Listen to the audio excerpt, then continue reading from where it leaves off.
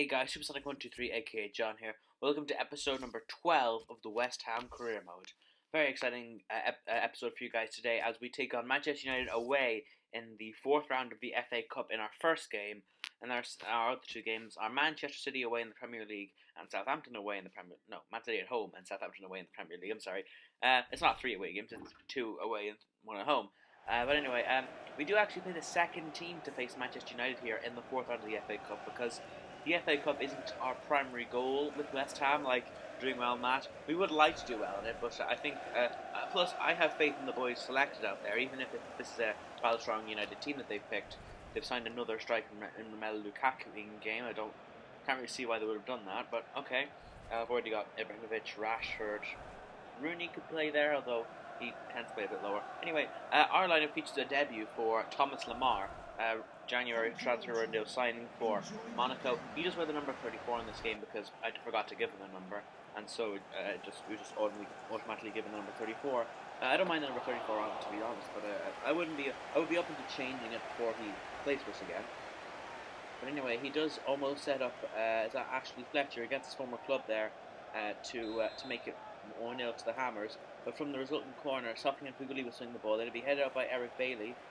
Come to Alvaro Arbeloa, his shot will go wide of the post and end up just hopping up wide of David De Gea's far post, and it would remain at 0-0 as the man who scored in our league game against Man United, the equaliser, couldn't do any better there. So Wayne Rooney then would pick up the ball, swing it into the penalty area towards Memphis, and Memphis would have a shot saved by Alvin Lafont as the 17-year-old goalkeeper keeps out the young Dutch winger Memphis, who hasn't really got off the mark in a Man United shirt in real life in his season or so at the club. Anyway, into the second half, Paul Pogba would slide in Wayne Rooney out to Mkhitaryan. He would play in Romelu Lukaku, and Romelu Lukaku would use that ever-reliant left foot of his to slide Man United 1-0 in front against West Ham. And of course Lukaku, who was so prolific for me in my Everton Career Mode series last year, I was really good when I had to sell him. Either way, he was so prolific for Everton, and he's proven to be the same for Man United here in this career mode, well, at least in this game anyway, as he's picked out by Mkhitaryan. He takes his time, evaluates the situation, hammers it with the left foot, past the Frenchman Alban Lafont into the back of the net, and it would finish Manchester United 1, West Ham 0. So we do go out of the FA Cup at the fourth round stage. Disappointing to go out at such an early point in the competition, but of course, it's not our main priority here. Our main priority would be the Europa League and the Premier League, primarily the Premier League, of course, because the Europa League is something we will be hoping to not be competing in after this season, as we'd hopefully be participating in the Champions League instead. But anyway, for the second game of today's episode, we take on Manchester City at home in the Premier League as we host the Sky Blues at the London Stadium on transfer deadline day. Funnily enough, so you will see our deadline day action after this game. Spoiler alert, there isn't a whole lot of it. Anyway, we will come up against Guardiola's side here. Obviously, Pep Guardiola's first season in charge in the Premier League, and we'd hopefully give him a run for his money here at the London Stadium. Ojukup would have a shot there. It would be deflected by the Man City man, and the follow-up shot would be saved by Claudio Bravo. Then Andre Ayew would win the ball back here. He would cut inside into that left foot of his. He would be crunched down by Ilkay Gundogan, and the referee would give a free kick and of course a yellow card to Gundogan as the former Borussia Dortmund man goes into book for that foul on Ayew. And then from the resulting free kick, it will be taken by Dimitri Payet, our best free kick taker in the squad, from 28 yards, and it will rather tame effort will be saved by Claudio Bravo. And then following from that corner, it's one back here by Alvaro Angelo Ogbonna. He is then fouled, and couldn't see who it was there who fouled him. But anyway, from the free kick, it would be Payet to take it again. They had the small David Silva in the wall, so I tried to shoot it over him, and it would be saved by Claudio Bravo as well. And it would be West Ham 0, Manchester City 0 at half time. So we're hoping to follow up from our win at the Etihad Stadium in the reverse fixture. Anyway, Andre Ayew would have a shot saved there by Claudio Bravo, and then Manchester City would go in the attack with Sergio Aguero sliding the ball through towards Kevin De Bruyne. He's teasing inside towards Fabian Delph, and Fabian Delph slides it underneath the body of Adrian to make it West Ham 0, Manchester City 1, completely against the run of play. Completely.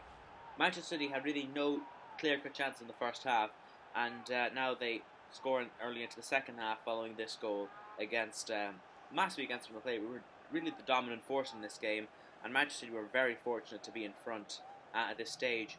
Anyway, with 10 minutes remaining, we would have to try and find an equaliser here. As Zaza plays in Antonio, he turns it around towards Tora.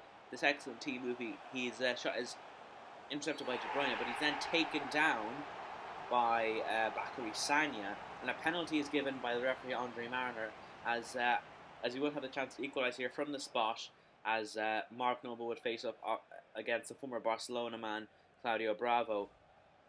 Definitely a penalty, as Torre wins the ball back fair and square off Sagna, and he just hacks him down, the former Arsenal man Bakary Sagna, and Mark Noble would step up to take it against, as I just said, Claudio Bravo, the former Barcelona man.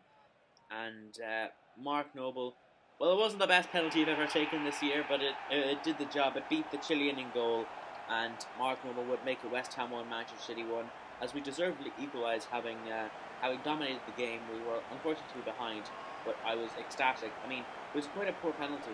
My secret for running up penalties is to hold down the right trigger, which they get without a sprint, which means you get more power in the shot. But he kind of just scuffed that, didn't he?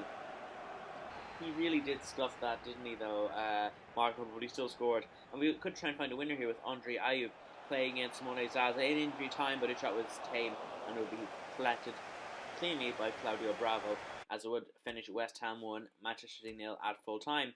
So into deadline day then, we received a transfer offer for Reece Oxford. There's no way we're selling him. And then following that, we get a transfer for Pedro Obiang from Crystal Palace. There's also no way we're selling him. And following that, we get a transfer offer for Jaffa Sakro from Hertha Berlin. We're not going to sell him. And then we get a transfer offer for Jonathan Caleri from Inter Milan, and we're not going to sell him. I mean, so soon after he joined, he on loan from Deportivo Maldonado, sure, in real life, but they're not FIFA. And then we receive another transfer offer for Jaffa Sakro, as we reject that from Bayer Leverkusen. So into the month of February, then we do have a Youth Scout monthly report, as this guy looks like a real talent, the Ghanaian fella. I think we do release Mohamed Agyemag. Fernando Parletto and Tyler looks pretty good. Tyler White looks decent. Eulogio de Menezes looks immense. Wakili Aboa, same, looks like a fantastic talent. And Alfie Bell, having hit 60 overall, that's the criteria we need. We do promote him to the first team. 70 to 90 potential. We will see what his potential is at a closer range later on in the episode when he does sign for the first team. So into our monthly scouting then. This is our scout from Chile. We do sign Ibrahim Gdama, as well as, I don't know if you sign anyone else in this thing. Some of these guys look like they could be good. Those two guys we're going to scout further. And then into the scout in Portugal, we do definitely not sign Vilna or Rui Faria or Francisco Acuna. We do sign this Sandro Sequeira guy, 74 to 94 potential. That's the kind of player we want. And into England, then we do sign Nicholas Bailey. We do not sign Elliot Cook, and we definitely don't sign Callum Allen. We do sign Nicholas Carter, though, 72 to 94 potential. We do not sign Archie Davies, and we do not sign Bradley Murphy. And anyway, and we do have a squad report as we do enter a new month, the month of February. Again, I said it before, and I'll say it again. I'm very happy with this West Ham squad. It's a squad that could, hypothetically, be improved. But it's also a very good squad on its own. It's got some very, very high quality players in this West Ham side, and I definitely think they were a good choice for the career mode this year. And actually, there Alfie Bell accepts his contract, so he does have the showing great potential tag, meaning he has the potential of around 80 to 85, is what that means. So those are his goalkeeping stats, the only stats that matter. You just have 2-star skills, so it will be ball rolls for days. So let's say, is he 6'4"? I'm pretty sure that said he was 6'4". Again, I'm looking at this on a zoomed out screen to record my voiceover. Anyway, for the third and final game of today's episode, we take on Southampton away at St Mary's in the Premier League. We would, of course, play the first team again in this game, as we take on Claude Puel's side on the south coast. Southampton are going to have quite a strong side, as you see here. They've got a lot of underrated talents, like Long and Oxford in front would be a problem, and I really do rate Virgil van Dijk as a centre back as well. He would be a trouble to get past. And as for our lineup, it was average. We do bring in Aaron Cresswell for I forgot. We did bring in Creswell for Masuaku, that's it. Anyway, Dimitri Payet would have the chance to put us in front there, but his shot would be glazed over the bar as his shot would go way over the top of the Southampton goal, and that would be unreal time for the first half, as it would be Southampton 0, West Ham 0 at half time. Into the second half, then Manuel Lanzini would lead a counter attack here for us. He would put the through ball in towards Andre Ayew, and Andre Ayew with the first time shot would make it Southampton 0, West Ham United 1. As we do take the lead with 20 minutes remaining in the game at St Mary's. We have pushed Southampton for a goal, and we do get it here as Andre Ayew makes it Southampton 1, West Ham 0, gives us the lead, puts us on the road for 3 points here going back to London, as we do take the lead with 20 minutes remaining. A perfectly weighted through pass by Lanzini. We've seen that so often from him, as he perfectly picks out Andre Ayew. It wasn't a perfect shot, but it was perfect enough to beat Fraser Forster, and it ends up in the back of the net.